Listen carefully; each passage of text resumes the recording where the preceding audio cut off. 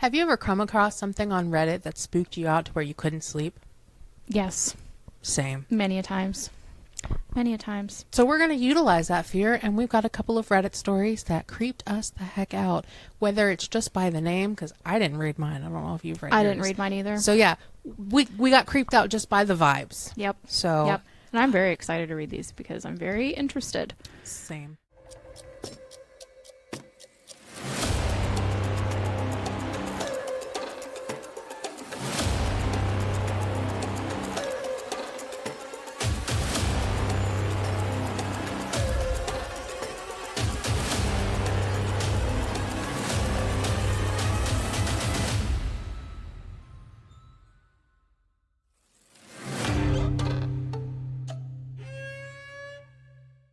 So hi, hello.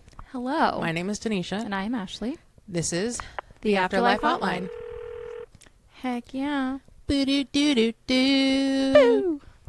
More of a chill episode today. Yes. Recording a little later in the day. It's kind of a gloomy day. So. That's okay. And you'll see that the background has changed once again. Don't worry. We have just flipped walls. I want us to do a sign here that we can create and craft one day when we have a crafting day. Yes. So Yes. it's a work in progress. And who knows, we might go back to the window with the curtains.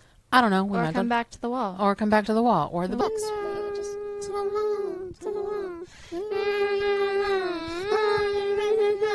Oh, boo boo, all the ghosties. Ooh. Okay. So yeah, that's where it's. Shut up. Would you like to go first, or would you like me to go first? I can go first since I have 3. Okay. Okay, I'm going to give you an option because my third one I'm going to leave for last because it's the longest one. But do you want to hear, I saw my cousin morph into my mom when he wasn't visiting my house? Or I'm curious if you guys think dreams can be related to the paranormal. Ooh. Well, let's go with the second one. Okay. I was also kind of hoping that I did not choose the ones that you chose. No. You're Okay. good. You're good. Okay, cool. Okay, so this one was actually just posted yesterday. It was on the paranormal subreddit from Quality Learning 24/7.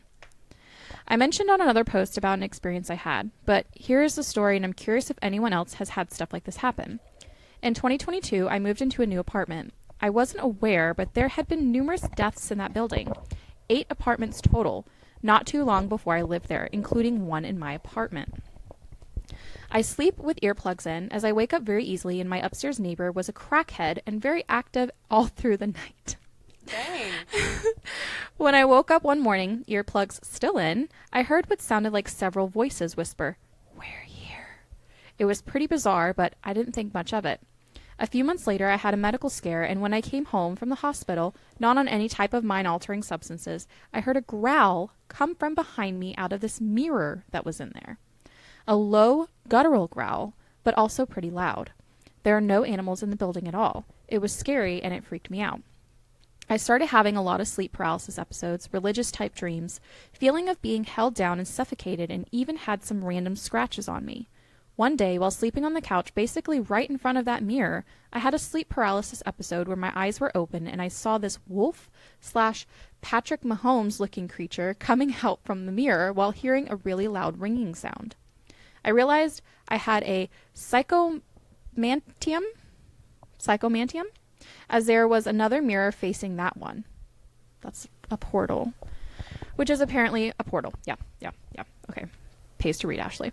Which is apparently a portal. I ended up covering it up, and it basically stopped, if I remember correctly. Since I moved about 2.5 years ago, I haven't had sleep paralysis or any experiences, but I do still have some dreams that lean on the religious side.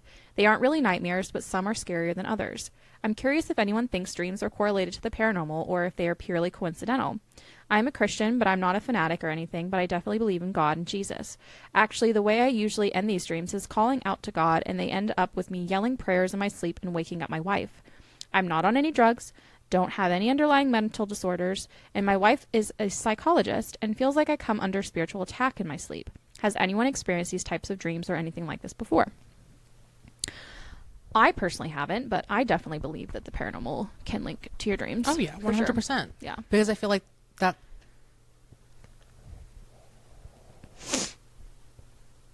I feel like that's going to be when you're most vulnerable. Yeah. And when you're most like, not necessarily open for attack, but when you're open to perceive those kinds of things. Yep. Well, see, that's what I was talking to Steven and I don't know, maybe it was yesterday whenever we were talking to Tab. But like I feel like during that time the veil is also kind of thin because Steven's mom, every time she experiences something, is usually around the time that she's going to bed. Yeah. So, Pepe. Okay, so my first one is called There Are Only 5 of Us, but We Keep Counting 6. Oh. And this was found, both of mine were found on the No Sleep Reddit. Okay. Which, fun fact, the How to Survive Camping books started from that Reddit. I remember you telling me that because that's where she used to write her stuff and then she made them into books. Yep, she posted them there, and they've been removed from there just for continuity purposes and stuff like that. But yeah, so they were published from our Reddit, our No Sleep. There were bright flashes of red in the sky. It's as if someone was waving around a flare light from space, faint but noticeable.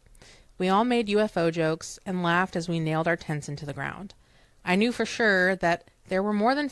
Just kidding. I knew for sure that there were 5 of us. We have all been friends since early middle school, and we're celebrating our high school graduation with this getaway camping trip.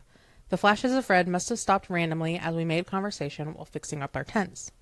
Dave managed to put his tent together the fastest and told us he was going to find some branches for fire. I remember how he had worked with me at the local gas station last year. We used to do the night shift together, and it had made working in a desolate gas station much more fun than it was supposed to be. There's also Eric in the corner, still reading his tent manual, fidgeting with his signature round glasses.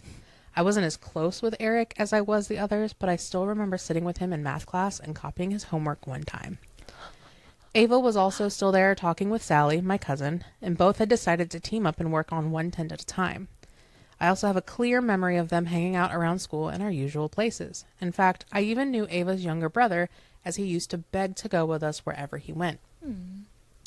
I bring this all up because I'm sure that there were 5 of us, including me, and I knew everyone in the group. So David went to get some branches as we pulled out some foldable chairs and set them up around the fire pit. I remember feeling uneasy as the sun set and darkness began to consume the forest. The shadows of the trees elongated around us, and the minutes ticked by. Eric went to get a flashlight from his bag while we wondered what was taking Dave so long. He appeared soon after, the harsh rustling sounds of the bushes signifying his return.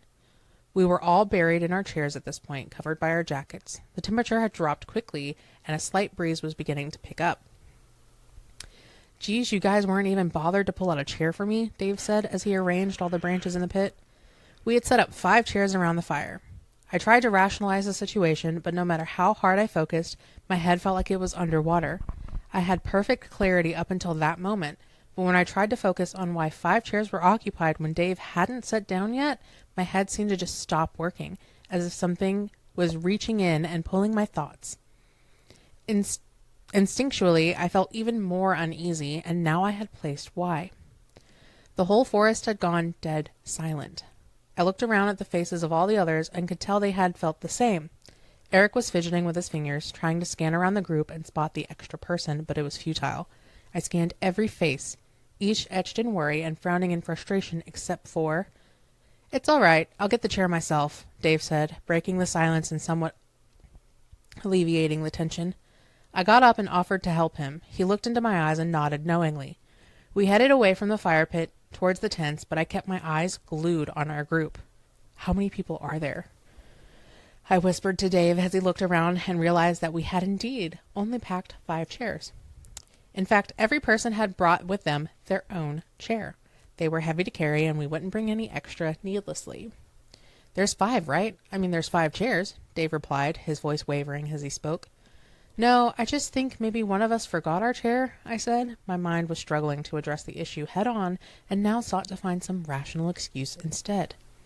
I didn't quite feel in control of my thoughts. It felt like swimming in a dream, and if I tried to force myself to think about who this 6th person was, my head would throb.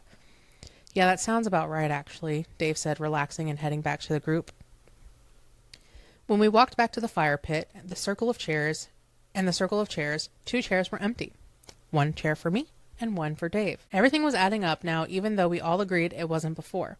Sally suggested we were probably all tired after the long hike to get here and probably just needed some sleep. She could have been right. We were all sleep deprived from waking up very early to make it on time. Ava brought our drinks. The whole 6-pack was emptied. We all moved closer to the crackling fire for warmth as we took sips from our cans and reminisced on memories of last year. Ava was in the middle of telling us about the one time she was home alone with weird things happening in her house, and I got sudden chills, despite the warmth from the fire. What felt cozy and safe just moments ago now felt wrong because I realized there was a crucial detail that I had missed. Who started the fire? I asked, completely interrupting Ava in the middle of her story and breaking everyone else's immersion. Everyone looked momentarily annoyed until they realized they had no answer. Once again, I scanned the faces staring back at me, all barely illuminated by the light from the fire, all familiar and pale with fear. Wasn't it you, Dave? Eric asked. Dave shook his head. I think the person standing behind Ginny did it, Sally said, looking over at me. I whipped my head so quickly it hurt. My heart was pounding in my ears, and there was nothing behind me except for the encompassing darkness of the woods. Staring at all those tall, dark trees behind me made me feel so exposed. I felt like a lost bird in a vast field. Wait, I don't know, Sally said. Her eyes had gone wide as she was shaking visibly. She continued to look around frantically as Ava moved over, placing her hands on her shoulders and trying to calm her down. I think we should just leave this place, Ava stuttered. Yeah, something doesn't feel right and I can't put my finger on it, Dave said. It's so dark out in the forest now we'd probably get lost if we left, someone else said. Yeah, I think we should just stay the night and leave as soon as we can tomorrow, Eric agreed. I tried to protest but realized Eric was right. The woods harbored an oppressive darkness which within navigation would be near impossible. Let's not sleep in our separate tents just to be safe, Sally said, and we all agreed. We only brought one-person tents with us, but we could squeeze into 2 if we tried. That way, no one would be alone at night. Mm-hmm. Following this conversation, we all got up and made our pairs. I went with Dave. Sally always went with Ava. Eric kept complaining that he didn't have a pair, but we reassured him he did, and he wouldn't accept it. At some point, I feel like we all realized that there were only 5 of us, and suddenly we were all huddling up in the middle of the clearing. Why do we always keep thinking there are 6 of us here? Eric said, sweat dripping down his face despite the cold. My head throbbed and I kept pushing. There's me, Dave, Eric, Ava, Sally. I was pointing at each of them as I said the name, and I retched and emptied the contents of my stomach on the ground when I got past Sally. The left side of my head felt like there was a knife stuck in it. My vision got blurry. Dave held me up to stop from collapsing, and we all wordlessly started to move towards the tents as someone put the fire out. Dave helped me into the tent while the other 4 outside discussed what to do. I could only focus on snippets of the conversation as the excruciating pain began to beat against my skull. Sally had the brilliant idea of arranging 3 tents together so the openings faced at the right angles in sort of a U shape. That way we could all sleep as close as possible with limited entrance into our tents. Dave was about to help as they worked outside, but I clutched his hand and asked him to stay with me. The tents took some time to arrange, and I started to feel better once everyone got settled into their tents. A quick head count confirmed that there were 5 of us. Eric would have to sleep in his tent alone, but he was more comfortable with it since all the tents were very close. Looking back now, I think he was just trying to put on a brave face for us.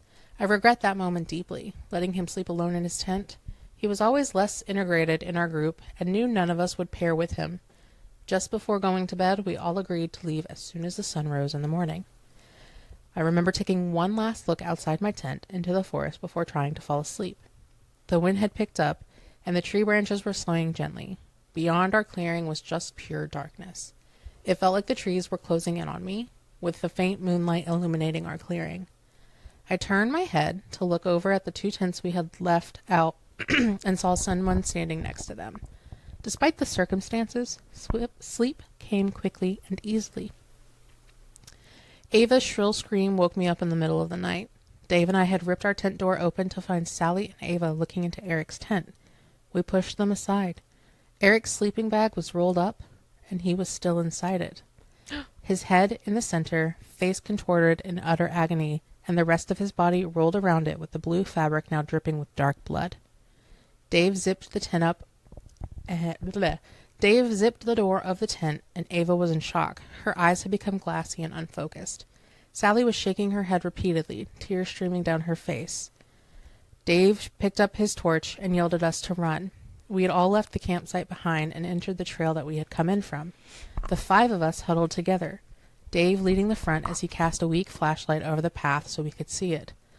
All we had to help us get through this was a 2-hour trail with a small white circle of light. Even the moon failed to illuminate the surroundings. Ava had tripped and fell, twisting her ankle, and we came to a stop. Someone said they knew how to splint it so we could keep going, and they dragged her into the woods instead. It happened too quickly for us to process anything. Sally was about to run after her when Dave held her back, and she struggled and managed to free herself into the trees to follow the echoes of Ava's scream. I was about to run after her as well, but Dave held me by the shoulders and shook me hard. "We need to get out of here, Jenny, please." I hesitated, but jolted in motion again when Sally's voice was cut off abruptly. She had been calling Ava's name after she ran. Sorry. Dave and I continued to run down the trail, trying to get into our car so we could get out of there. There was nothing we could do at this point. "Dave, who was behind us?" I gasped. My heart was threatening to burst through my ribcage. "You just keep running," he told me, and produced a pocket knife from his pants. He handed me the car keys, which I nearly dropped, and then he turned around suddenly and jumped at whatever was behind us. I continued to run in fear as the sound of struggle grew behind me. I tripped and tumbled through the trail for what felt like hours. I didn't allow myself to stop at all. I almost cried when the trail ended and I walked out to the familiar car park, not wasting any second, running to the car and starting it up to get out of the forest with mere seconds. I'm typing this post at a rest stop. My phone has finally read to service and I've called 911 and tried to explain the situation. I don't think they believe me, but they sent a car my way out regardless. As I wait, the sun is finally starting to rise. After I hit the post button on this, I'm going to check why the person in my back seat has been so silent the whole time. I don't like it. I don't like whatever that thing is that keeps following them around. Ugh. No. I'm assuming no sleep is typically like made up stories. Yeah, it's just horror, paranormal stories, kind of. That's creepy. That's very creepy. Oh my gosh. Okay. I saw my cousin morph into my mom when he wasn't visiting my house. This is from Terrible Sky 4687. Oh, this one was posted not too long ago too. I was around 6 to 8, and my cousin at the time was living quite far away from us. He is about 7 years older than I am. This was before we moved to our new house. I woke up, turned over, the clock read 1 a.m., so I knew no one should be up. But my cousin was standing by the window looking out onto the street below. Whatever it was standing at my window looked exactly like my cousin, almost like I could reach out and touch him. He wasn't like translucent or anything either. The light from the streetlights outside shone on his face. He started to turn towards me, and as he turned, his face morphed to look like my mom. I don't know if I was dreaming or awake, if my mom was in the room and I thought she was my cousin, or if something was actually in my room. I have never told anyone in my family about this, but this wasn't my first experience as a child, nor was it my last in that house. I don't know if there was any history of anything happening in the area. Children are always slightly attuned to the paranormal, and I kind of consider myself in that group, but I'm still not sure what to make of it. Edit. Thinking back on it, I think it's strange it changed into my mother after it seemingly noticed I was watching, almost like it wanted to present as a more comforting look to me. Not sure if it's significant, but I thought that detail was unsettling. Yeah. Very unsettling. Definitely sounds like whatever it was trying to appear more normal. Trustworthy. Yeah.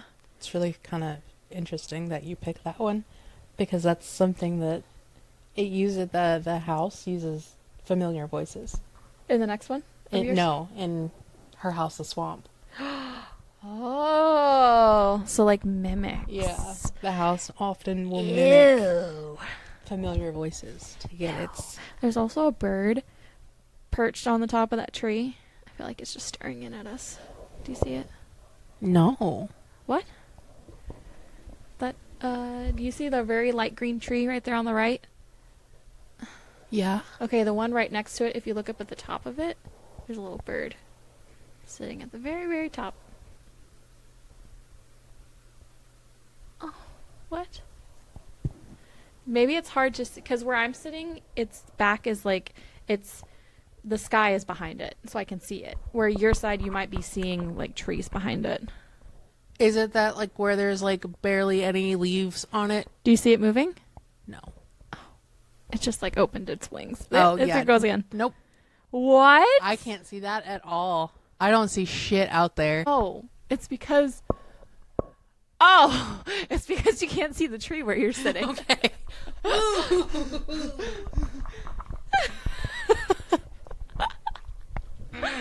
I didn't realize you were as far over as you are. Yeah, the tree I'm looking at is well behind the curtain on your side. Oh, that makes me feel better because for a moment I was like, oh no, this doesn't feel right.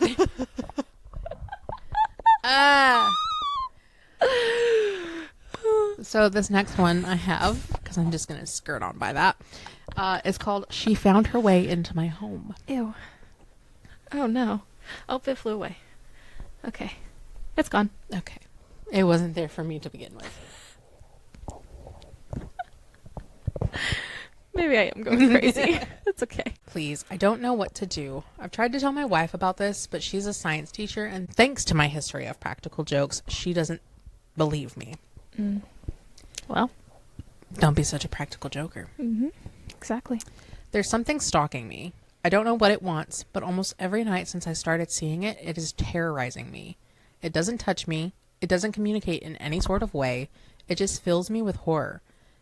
If what I seem to ramble... What? It literally says, if what I seem to ramble, please forgive me. If I seem to ramble, I think is what he meant to say. Please forgive me. I haven't slept in several days. We live on the second floor of a duplex with stairs down the back of the house to the basement where the laundry machine is. There is a door at the bottom of the stairs before the door to the basement that looks out onto the porch into the backyard. 6 days ago, I was going down into the basement to bring up some laundry, and I glanced out the door as I passed. There was a figure standing at the far edge of our yard. Her back was toward me, and she was just standing there, looking into the woods beyond our yard. She was dressed in nothing but a light gown. It had lots of flowing material coming off of it, and it was whipping around in the air slowly. The whole scene creeped me out instantly, and I thought she might be a friend of our downstairs neighbor, so I continued to the basement. When I came back, she wasn't there. The next night, I went down again, and as I passed the door, I looked outside. The woman was back. She was exactly like she was the night before, facing away, not moving, and her dress billowing in the wind. My hair on my arms and neck stood straight up when I saw her. I was even more creeped out when I realized she was in the same clothes. The exact same clothes. That's when I did something I shouldn't have. I opened the door. Leaning out, I called to her to see if she was okay. She didn't respond. She didn't make any sort of indication that she even heard me. It was freezing cold, so I shut the door and I locked it. Coming back upstairs, I looked out the window and she was gone again. Later that same night, I was in the bedroom getting ready to go to sleep. Everything was dark because my wife had gone to bed before me. Our bedroom looks over at the backyard, and my side of the bed faces the windows. No. So I have to go past them to get in. As I was doing so, I suddenly got the same deep dread feeling in my stomach that I had gotten the first time I saw that figure in the backyard. Something compelled me to hesitate by the windows. My hands were shaking as I pulled the curtain back and took a peek into the shades into the backyard. It was a clear night, so the backyard wasn't shrouded in darkness. I could see the moon, and I could see the light shining through it. The woman was just standing in the middle of my backyard, no longer at the edge of the woods facing the house. She looked at me, and her head tilted up. I saw her chin. I saw her nose. It was a sharp nose and a thin chin, gray. Her skin was gray. Her hair is black and long. I was so scared I jumped into the bed and covered myself with the covers. The next day, I played outside in the snow with my 4-year-old daughter. She wanted me to pull her on the sled in the backyard, but just the thought of going back there made me scared. So I talked her into digging holes in the snow in the front yard. That night, things went from bad to worse. Somehow, I managed to forget about the woman, and then, in the middle of the night, my daughter started to cry. Our bedroom is just across the hall from hers, and I thought she might need to use the bathroom or just be having a bad dream, so I went into her room to see if she was okay. She was uncovered and curled into a ball on her mattress. I pulled her covers over her, and that's when she whispered to me, "Daddy, there's something in the closet." Instant goosebumps. I turned my head slowly toward the closet door at the end of her bed. Normally, the closet door is shut, and now it is open. The woman was standing in my daughter's closet. Not even that when it was clear that I saw her did she move or make a sound. She just stood there and looked at me through the cracked open door. My blood went cold. My blood ran cold when I saw her. I told my daughter to get up and get into my arms quickly. When she scrambled, she hugged me as tightly as she could, and I walked back out of the room, watching the closet the entire time. In my mind, I imagined her throwing the door open and running at us, arms outstretched. So I just hugged my daughter and walked backward into our room. The woman never appeared out of the doorway. I heard no movement from my daughter's room, and I tucked her into our bed and stood there watching the doorway, just in case. I didn't go back into her room. I just stood there. And when I finally got the courage to climb into my bed, I did not sleep. Sunday, I told my wife everything. I told her about the first time I saw this woman, told her about me calling out and seeing her from the window, told her that she had appeared in our daughter's closet. She told me it wasn't funny and that it's our fault our daughter is having bad dreams and I shouldn't encourage her to be afraid of the closet. Sunday night, my daughter called me again from her room. Call me a coward, but I couldn't go back into that room. I called her quietly to come get into our bed, but she cried because she was so scared. I wanted to go get her, but I was scared too. I told her to pull the blankets up and cover herself. Just cover yourself, honey, and you'll be okay. I prayed that that would be true. I laid there, peeking over the sleeping form of my wife, out of the hallway and the closed door of my daughter's room, and just kept praying. I heard her cry a little while longer, and then she went quiet, and I hoped that she was asleep. Oh, no. Monday, I piled toys in front of the door to her closet. By that time, there was no doubt in my mind that this was some sort of ghost or apparition, but I piled things in front of the closet anyway, like a pile of toys could stop a ghost. You know, sometimes you just need that security. Yeah. Monday night, my daughter did not cry, but I didn't sleep. I laid there looking at the ceiling, tense. Around 2 a.m., I heard her bedroom door creak open, and I knew something was wrong. She must be scared, I thought. So I called to her like before. Just come to me and you can sleep in our bed, sweetie. But she didn't come. I peeked over my wife, and the woman was standing there in the doorway to my daughter's room. Her arms hung at her sides and her shoulders slouched down. Her gown was dirty, like it hadn't been washed in years, and it hung off her like torn rags. I wasn't breathing and I wasn't blinking. I just stared, and she looked at me, and I thought, this is it. I'm gonna die. She never moved, never made a sound, and I whispered, please go away. Please leave me alone. Please, I'm sorry. I couldn't look away. If I look away, she's going to get closer. I'm sure of it. If I close my eyes when I open them, she's going to be standing right over me. I can't do it. At some point, she was gone, and it's like I fell asleep with my eyes open. I don't remember her disappearing, just that I was looking at the doorway and she wasn't there anymore. Last night, I lay awake waiting. I asked my wife to shut our bedroom door because the night light in the hallway was keeping me awake. It was stupid. I don't know what I was thinking. Like clockwork, I heard my daughter's bedroom door creak open. I held my breath, and then I heard the floorboards in the hallway creaking, and I started to shake uncontrollably. I heard our bedroom door open, and I knew she was standing there in the doorway, not moving, just staring at me. I didn't look. I couldn't this time. I did what I told my daughter to do, and I pulled the covers over my head. I was a complete mess, a zombie at work. I didn't want to go home anymore. I think I see the woman in other places. I glance while driving, and I think she's sitting in the passenger seat of the truck behind me, or standing down the street as I drive off, just sitting here at my desk. I'm waiting for someone to pass by, and I jump. I'm afraid that if I turn around, she'll be there, waiting for me to look at her. And what if I saw her face? I don't want to see it. I don't want to see her anymore, but I don't know what to do. My only hope is that, for unrelated reasons, my wife is talking about moving, but our lease isn't up until May, and I don't know if I can hold out that long. I'd be like, all right, let's pack up our shit. Let's go. Let's get up out of here. Let's go. No, I would not be able to handle that. Mm-mm. Especially if it's starting to mess with my kid. Oh, hell no. Well, like, it's one thing if you see it outside, but then you're coming inside the home. Like, why? Like, why can't you stay outside? What's the purpose of you coming inside? Like, what did we do? And also the fact that you're not doing anything. Like, it's not being aggressive. It's not being Like, it's not trying to actively in that moment, you know, go for your soul or go whatever. Yeah. So, like, what the fuck are you doing? Yeah. Either try to do something so that somebody else believes me and we can get help, or go the fuck away. Yeah.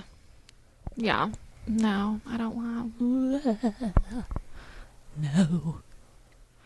Okay. This one's my longer one. Today's go from Baby Bunny 3.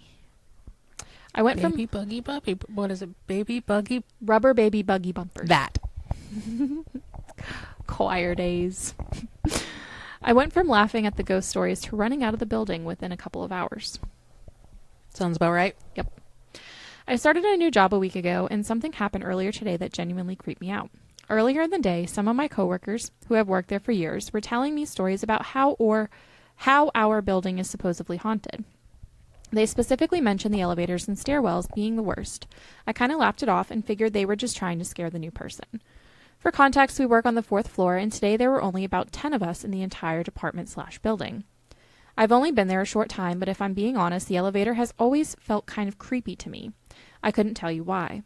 It just has that weird, unsettling feeling that makes you happy whenever the doors open and you're finally off of it. At the end of the day, I was the first and only person to leave. I got into the elevator alone on the 4th floor. The only button I pressed was the button for the 1st floor. Nothing else. I didn't accidentally hit another floor, and I wasn't standing near the panel afterwards. I was leaning against the back wall of the elevator by myself. As I was heading down, it stopped on the 3rd floor, and the doors opened. Nobody was there. I didn't think much of it. Maybe someone had pressed the button from the outside and then decided to take the stairs instead. The doors closed, and then something happened that made my stomach drop. The button for the 2nd floor suddenly lit up as if someone had pressed it. Again, I was completely alone. No one had gotten on at the 3rd floor that you know of. Mm-hmm. I hadn't touched the panel since pressing the 1st floor button whenever I first got in. I watched the 2nd floor button light up, and the elevator stopped there and opened its doors. Nobody was there. After that, it finally went down to the 1st floor, and I was so unnerved that I practically ran out of the building. The weirdest part is that I didn't really believe in places being haunted before today. I've always been the person looking for the logical explanation. Even now, part of me is convinced there's probably some mundane reason this happened. But the timing of it all, hearing years' worth of ghost stories from the longtime employees and then having this happen during my very first week has really gotten under my skin. It's late now, and I'm honestly lying here unable to sleep because I keep replaying it in my head. Maybe elevators just do weird things sometimes. Maybe there's a perfectly reasonable explanation. But I'd be lying if I said it didn't completely shake me. Has anyone ever experienced anything similar with elevators? No. But I would not be taking the elevators after that. No, yeah, I haven't experienced. Now, I will say, I do get it. Elevators in general are pretty creepy. Yeah. But before Regal got bought out by the company that was in the UK, and there's a elevator that it used to go to one of the auditoriums. I don't think it was the RPX auditorium, but I can't remember. It was either 7 or 6. So you could actually go into the theater from up there because it was for like handicap accessible and stuff like that. But there were 2 other doors where our projection rooms were. Mm-hmm. And so that elevator itself was already really creepy because the projection rooms and the hallway that those doors were in were creepy as fuck. I hated having to go up into projection. No. And then we had an experience. I don't like Chris's Works current elevator. It can only go up 2 floors. That's it. It's not that big a deal. But it's so old that I feel like I'm going to die every time I'm in it. Yeah, that's the main thing that happens to me is I always feel like the elevators are going to go. Mm-hmm. The one of the elevators in the hotel that Dad and I stayed in Gettysburg, it was just like creepy. It made all kinds of weird noises and it was like shook, and I'm just like, get me off of this thing. I didn't like it. No.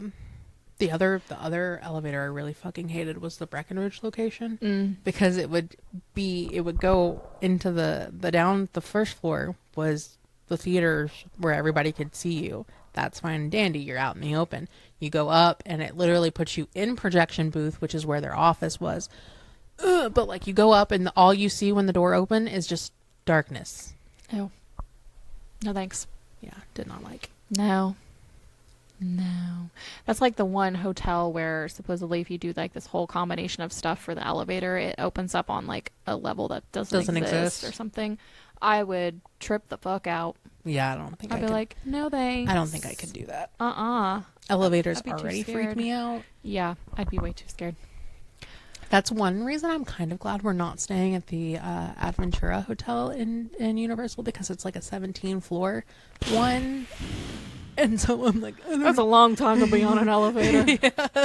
Like, it's got like a rooftop bar and everything, which is cool, but I'm just like, ugh. Oh my gosh. I think we're only gonna have 3 floors. Okay, that's doable.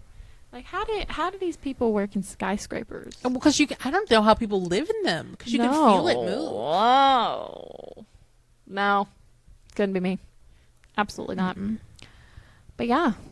Anywho, These were our Reddit stories. woo! Yay! We're both just so tired today. Yeah, I don't even. I guess it's because it's such a gloomy day. Yeah. But like, I just feel like I haven't slept in days.